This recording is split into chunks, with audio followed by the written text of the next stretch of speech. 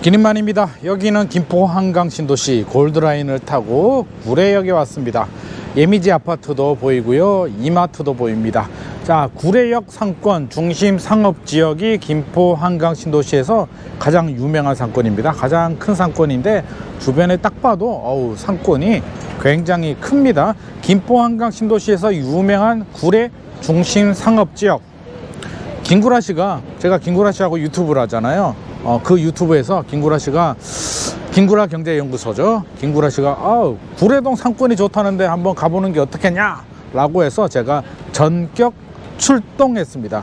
김구라 경제연구소 이두 기린만이 전격 구례 중심 상업지역을 탐방하러 왔습니다. 임장 왔는데요, 어떤 분위기인지, 또 아파트 시장과 연계해서 아파트 시장은 또 어떤 분위기인지, 상권은 딱 봐도 그냥 좋아 보입니다. 일단 공실이 많이 없어 보이네요. 가격은 얼마나 되는지 전체적인 분위기 한번 체크하도록 하겠습니다. 일단 상권에 KFC도 있고 버거킹도 있고 롯데리아도 있고, 그러면 있을 거 다 있네. 상권 있을 거 다 있습니다. 대표 패스트푸드 KFC, 버거킹, 롯데리아 전면에 다 포진하고 있고요. 제가 골드라인 타고 왔다고 했잖아요. 경전철입니다. 김포공항역에서 구례역까지 골드라인을 타고 왔는데, 참 이름이 참 이게 무슨 골드라인인지 모르겠습니다만, 기본적으로 지하철 골드라인이라고 한다면 강남을 통과하는 지하철, 좋은 지하철을 골드라인이라고 하는데, 여기는 그냥 이름이 골드라인입니다. 김포에서 김포공항까지, 김포공항에서 김포 전역을 두루두루 돌아가는 골드라인인데, 제가 낮 시간에 탔거든요. 한 12시 반 정도에 탔는데 아우야, 사람이 왜 이렇게 많습니까? 이 골드라인은 설계를 잘못해 가지고 돈을 아끼려고 두량, 그러니까 두 칸짜리 작은 경전철입니다. 미어 터집니다. 출퇴근 시간은 숨을 쉬기 힘들 정도로 미어 터지고요. 낮 12시 반에도 사람이 얼마나 많은지, 특히 할머니들, 할아버지들이 한 80% 차지하는 것 같습니다. 출퇴근 시간은 젊은 분들이 북적북적대고, 이렇게 낮 시간에는 할머니, 할아버지들이 많이 이용을 합니다. 일단 상권 보니까 상권이 잘 갖춰져 있고 공실은 크게 보이지 않습니다. 그렇죠? 뭐 일부 2층에 3층에 일부 공실은 보이는데, 이 정도 상권에 이 정도 공실도 없으면 말도 되지 않죠. 다른 지역의 중심 상업 지역에 비해서는 상권은 괜찮아 보입니다. 제가 만두도 먹고 부동산 방문해서 부동산 사장님한테 좀 여쭤보니까 상권은 좋다고 합니다. 일단 김포의 대표 중심 상업지역이고 있을 거 다 있다고 하네요. 교통이 불편하다고 제가 말씀드렸잖아요.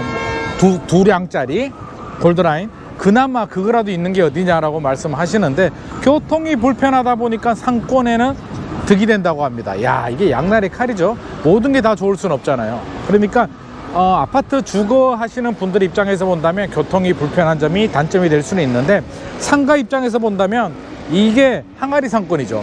아니 뭐 이게 맛있는 거 먹으러 불편한 골드라인 타고 김포공항 가가지고 갈아타고 이렇게 하느니 그냥 여기서 소비를 해버립니다. 술 한잔 먹으려고 힘들게 갈 수는 없잖아요. 차 타고 또 술 한잔 먹으러 갈 수는 없기 때문에, 오히려 이게 구례동 중심 상업지역은 교통이 불편한 게 호재다. 야, 이게 역설적이네요. 교통이 불편한 게 호재가 되는 구례 중심 상업지역입니다. 반면에 아파트 입장에서 보자면 여기가 중심 상업지역이다 보니까 뭐 유흥시설들도 있죠. 그래서 막 섞여 있어 가지고 아파트 주민들 입장에서는 이런 유흥시설들이 많으면 그렇게 안 좋아하거든요. 그래서 중심 상업지역보다는 근린 상업지역을 오히려 더 선호하는 경향이 있습니다. 학원가라든지 슈퍼, 패스트푸드, 이런 먹거리와 교육, 이런 업종들이 많이 들어가 있는 근린 상업지역을 더 선호하는 경향이 있습니다.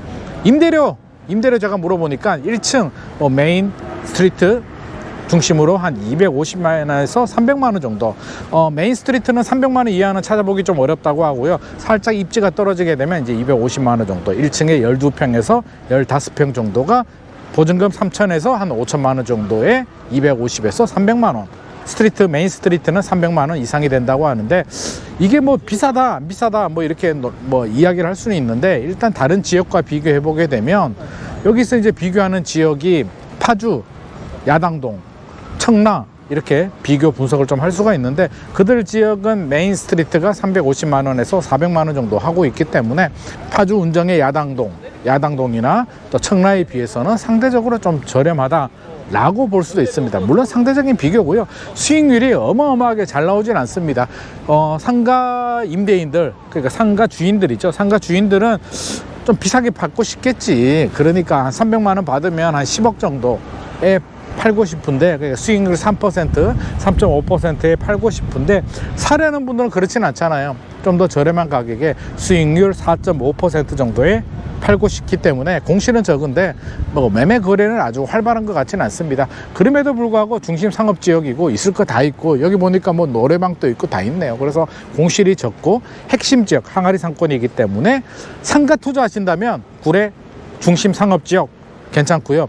아파트는 주변에 이제 교통이 좀 불편하고 하기 때문에 물어보니까 마산동이나 구례동 이런 쪽 아파트들은 한 5억 정도, 5억대, 5억 한 6억 정도까지, 또 낮은 금매물들은 4억대도 있다고 합니다. 마산동에 잘 찾아보면. 그리고 장기동이나 운양동으로 가게 되면 6, 7억 정도 올라가고요.